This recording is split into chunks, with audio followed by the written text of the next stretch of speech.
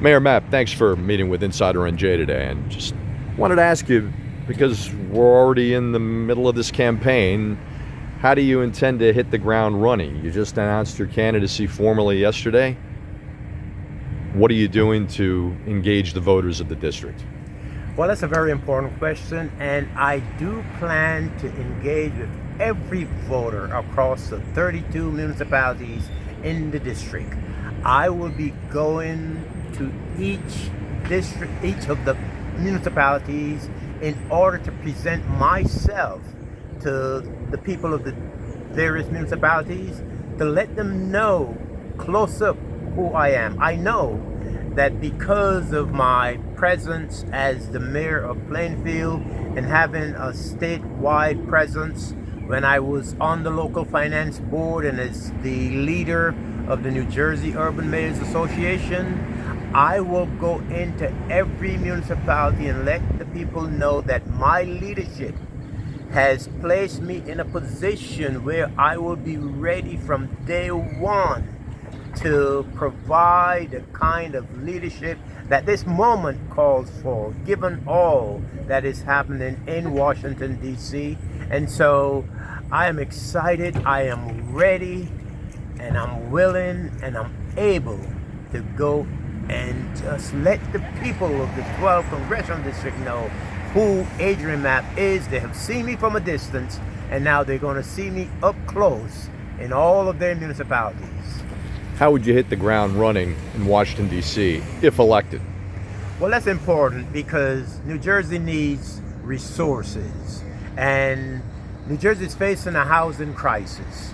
So I will be pursuing policies that would result in HUD providing more LIHTC credits, low housing tax credits, so that we can address the housing needs in the city and in the state, as well as in all 32 municipalities in the district.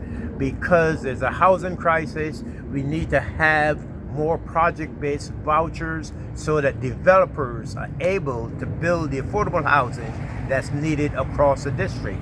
Number two is that I will be focused on expanding the SALT tax deduction, because as we know, under the Trump administration, it was severely lowered and people were not able to deduct the interest rates that they paid on their homes. And even though it is back to some degree, there needs to be some permanency about it, and it needs to be at a level where people can keep more money in their pockets by being able to deduct more on the income taxes. And so I will be pursuing a policy that would seek to restore the SALT tax credit in an expanded form, allowing people to deduct more on their taxes. And the third thing that I'm going to pursue has to do with education, where the Department of Education having, been at a place where